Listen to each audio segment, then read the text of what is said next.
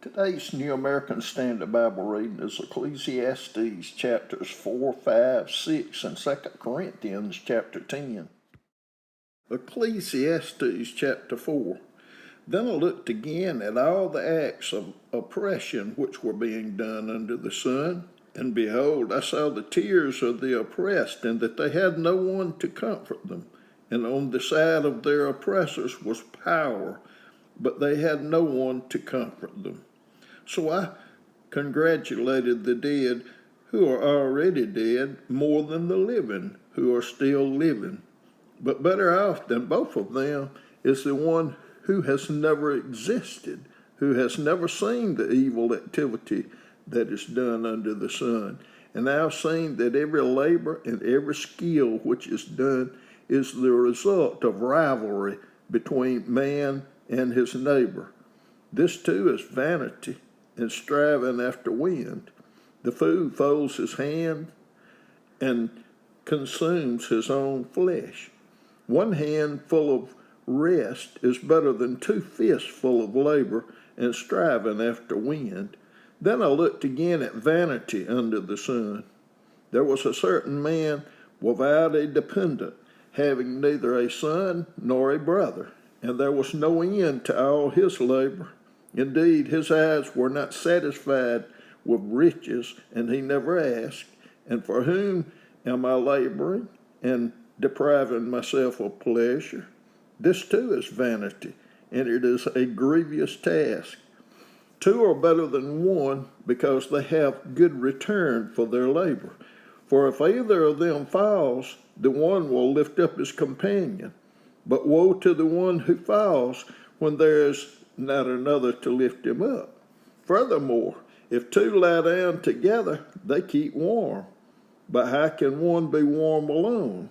And if one can overpower him who is alone, two can resist him. A cord of 3 strands is not quickly torn apart. A poor yet wise lad is better than an old and foolish king who no longer knows how to receive instruction. For he has come out of prison to become king, even though he was born poor in his kingdom. I have seen all the living under the sun throng to the side of the second lad who replaces him.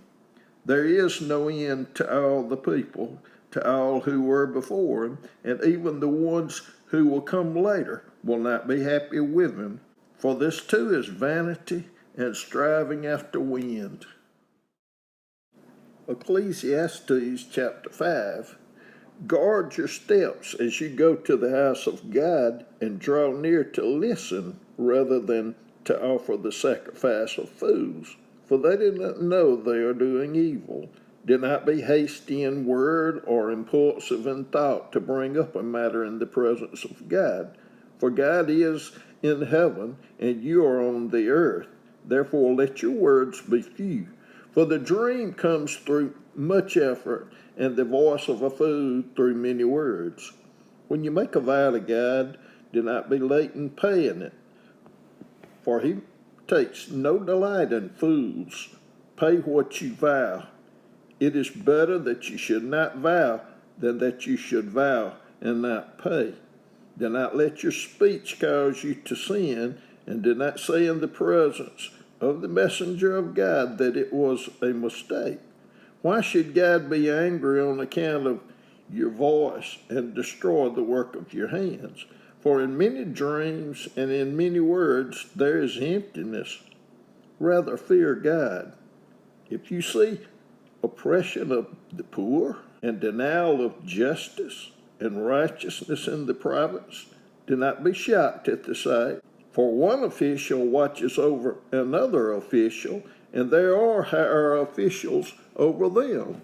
After all, a king who cultivates the field is an advantage to the land. He who loves money will not be satisfied with money, nor he who loves abundance with its income. This too is vanity. When good things increase, those who consume them increase. So what is the advantage to their owners except to look on? The sleep of the working man is pleasant, whether he eats little or much. But the full stomach of the rich man does not allow him to sleep. There is a grievous evil which I have seen under the sun, riches being hoarded by their owner to his hurt. When those riches were lost through a bad investment, and he had fathered a son, then there was nothing to support him. As he had come naked from his mother's womb, so will he return as he came. He will take nothing from the fruit of his labor that he can carry in his hand. And this also is a grievous evil. Exactly as a man is born, thus will he die. So what is the advantage to him who toils for the wind? Throughout his life, he also eats in darkness with great vexation, sickness, and anger. Here's what I have seen to be good and fitting, to eat, to drink, and enjoy oneself in all one's labor in which he toils under the sun during the few years of his life which God has given him, for this is his reward. Furthermore, as for every man to whom God has given riches and wealth, he has also empowered him to eat from them and to receive his reward and rejoice in his labor. This is the gift of God, for he will not often consider the years of his life, because God keeps him occupied with the gladness of his heart. Ecclesiastes chapter 6. There is an evil which I have seen under the sun, and it is prevalent among men. A man to whom God has given riches and wealth and honor, so that his soul lacks nothing of all that he desires, but God has not empowered him to eat from them, for a foreigner enjoys them. This is vanity and a severe affliction.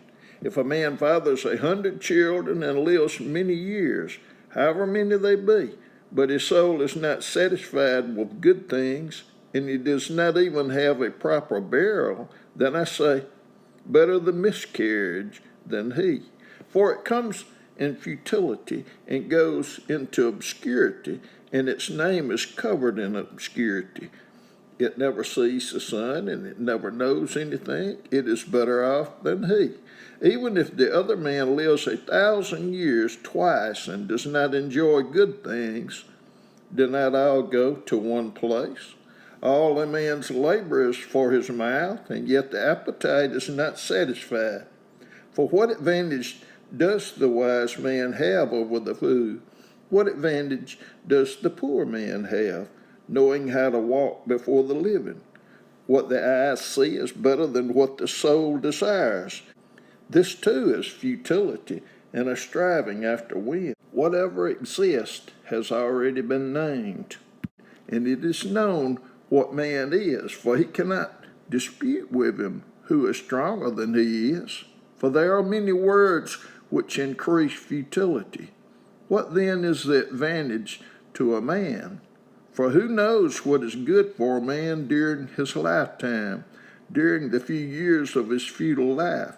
He will spend them like a shadow. For who can tell a man what will be after him under the sun? 2 Corinthians chapter 10.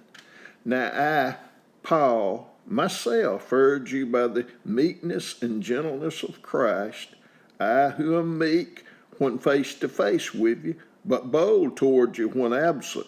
I ask that when I am present I may not be bold with the confidence with which I propose to be courageous against some who regard us as if we walked according to the flesh. For though we walk in the flesh, we do not war according to the flesh. For the weapons of our warfare are not of the flesh, but divinely powerful for the destruction of fortresses. We are destroying speculations and every lofty thing raised up against the knowledge of God, and we are taking every thought captive to the obedience of Christ. And we are ready to punish all disobedience whenever your obedience is complete. You are looking at things as they are outwardly.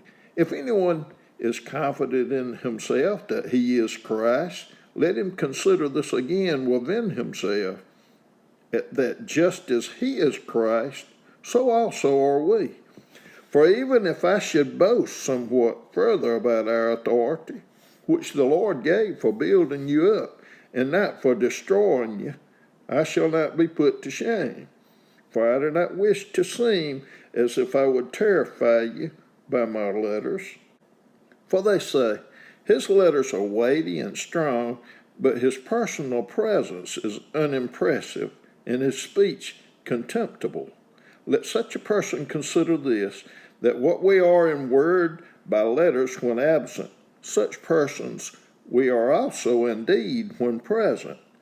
For we are not bold to class or compare ourselves with some of those who commend themselves, but when they measure themselves by themselves and compare themselves with themselves, they are without understanding. But we will not boast beyond our measure, but within the measure of the Spirit which God apportioned to us as a measure, to reach even as far as you. For we are not overextending ourselves, as if we did not reach to you, for we were the first to come even as far as you in the gospel of Christ, not boasting beyond our measure, that is, in other men's labors, but with hope that as your faith grows, we shall be within our sphere enlarged even more by you, so as to preach the gospel even to the regions beyond you, and not to boast in what has been accomplished in the sphere of another. But he who boasts, let him boast in the Lord. For not he who commends himself is approved, but whom the Lord commends.